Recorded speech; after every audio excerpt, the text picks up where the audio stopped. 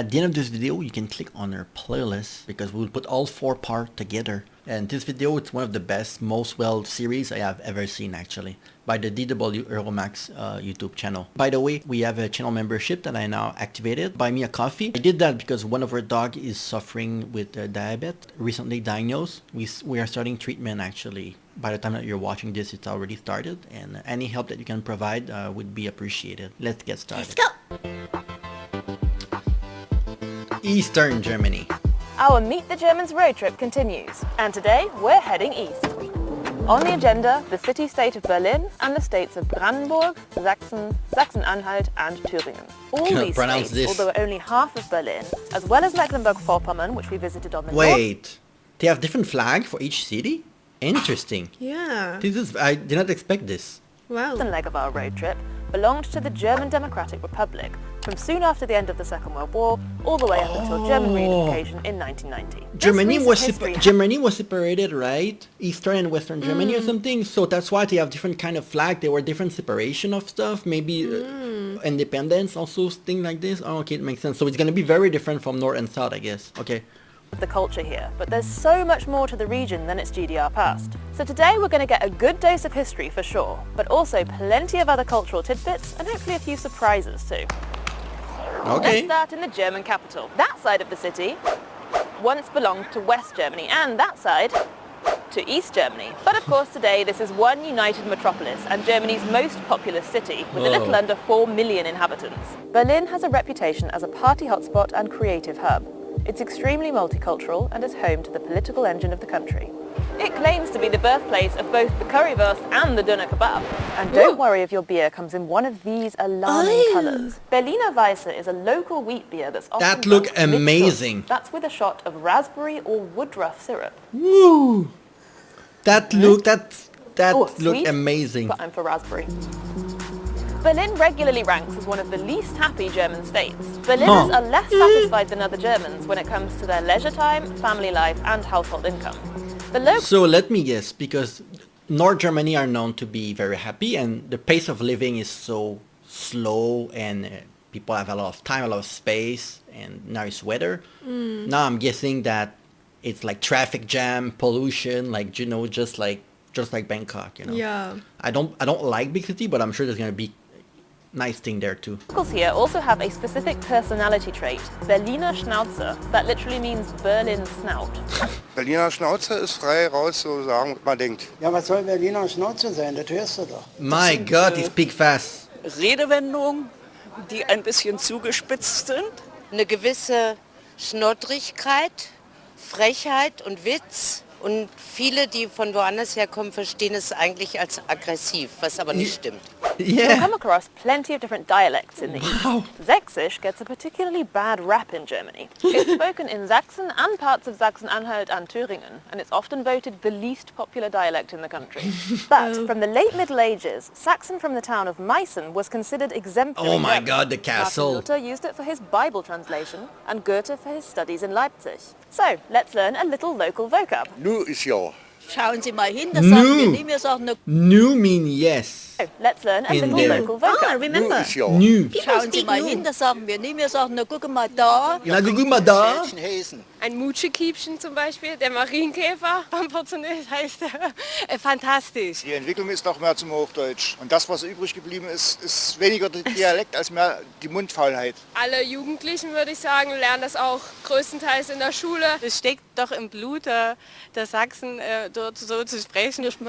It doesn't even sound German. I don't know what German sounds. It's not the German that they show in television usually. Maybe I don't know. Maybe I'm dreaming. It felt like a Das ist dialect. eigentlich nie so richtig. Das kann ich jetzt vielleicht gar nicht sagen. Jetzt She sagen Sie speaks das. so fast. Man erkennt uns weltweit an diesem Dialekt. Fast so gut wie die Bayern. Tschüssi, danke. Some characteristics of Eastern Germany do have roots in the region's GDR past. For example, this is the least religious area of the country, and some parts of the East have seen strong support for anti-immigration movements and populist politics in recent years. States in the East also lag behind noticeably in terms of productivity, income and employment, while West Germany experienced an economic... Productivity and co development. That's why. Not why it's unhappy. Yeah, I mean, it's shoot everywhere, and it's extremely sad. Now I want to see the little Boom video in the here. The history. 1950s, no such thing occurred in the communist East. Once the Berlin Wall fell, many young educated Easterners moved west. Rushed attempts to introduce a market economy and Western currency in the East caused unemployment to skyrocket.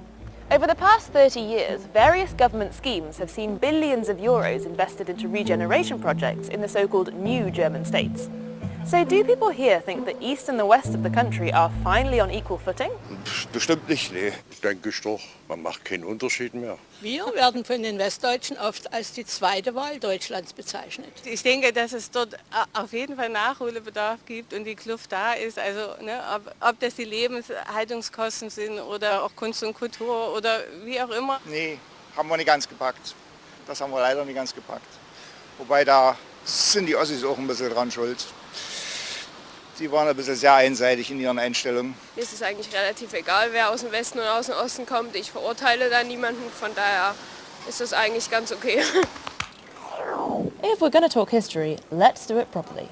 After World War I, Germany's constitutional monarchy was replaced by a parliamentary democracy. The assembly that created the new constitution met in this theatre here in Weimar, so the city got a name check and the period became known as the Weimar Republic. Weimar.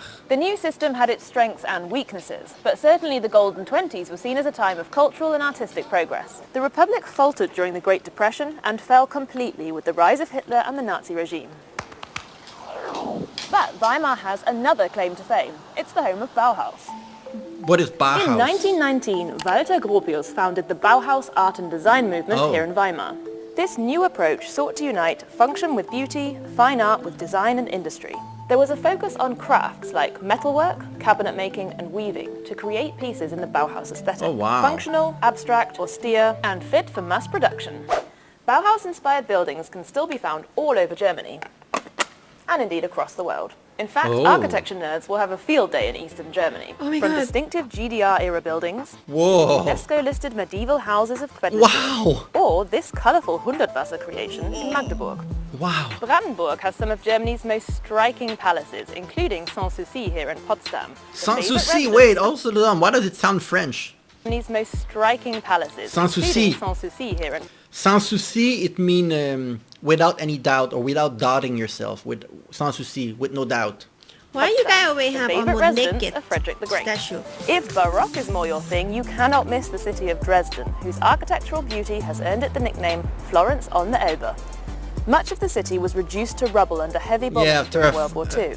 The iconic Frauenkirche fire, lay in a right? state of ruin for nearly 50 years before a huge reconstruction effort finally began in the 1990s and was completed in 2005. The eastern part of Germany also has so much culture to offer, from opera to Ostrock, classical to Ostrock. contemporary, graffiti to Girlywood. Yeah, I've noticed That's a lot the of name graffiti the small so far in eastern the town video. of Görlitz because of its frequent film cameos. Oh, wow. There are 4 officially recognized ethnic minorities in Germany. The Frisians, the Danes, the German Sinti and Roma, and the Sorbs, a Slavic minority that settled in and around the Lausitz region well over 1,000 years ago. Whoa, I Repeated didn't know attempts that. to Germanize the Sorbian people reached a head under the Nazis, who destroyed Sorbian literature, banned their organizations, and persecuted their people.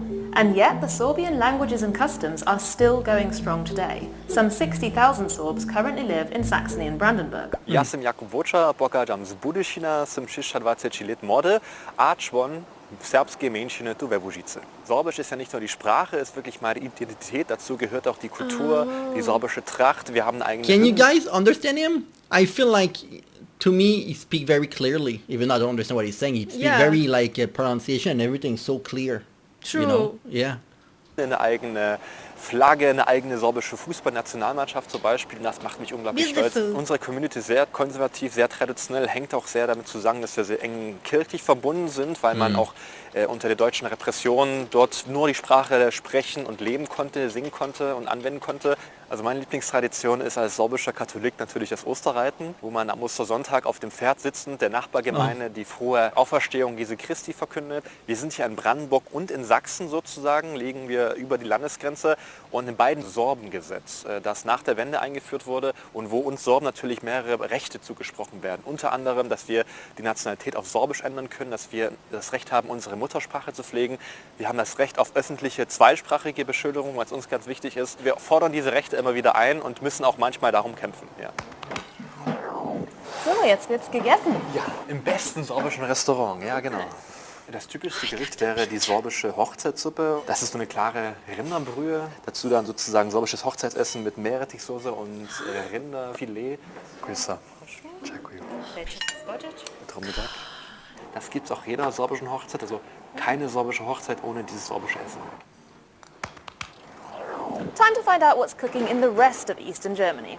There's plenty of culinary influence from neighbouring Poland and the Czech Republic. Whoa, and what Stollen the from hell was There's this? plenty of culinary influence from Wow, this look Gravy. amazing. neighbouring Poland What's and the Czech that? Republic. Oh, and Stollen from Dresden is a festive favourite. Whoa. Thüringer Rostbratwurst is a classic sausage speciality. Jesus Christ. What? I've never seen anything like this. The hell? What? And a popular sweet treat in the Harz region is the Baumkuchen or tree cake, Tree named cake. for its many rings. The highest peak in the Harz Mountains is the Brocken, which is shrouded in myths about witches and devils. It also doubles as an excellent hiking spot. Looking for more natural beauty spots in eastern Germany?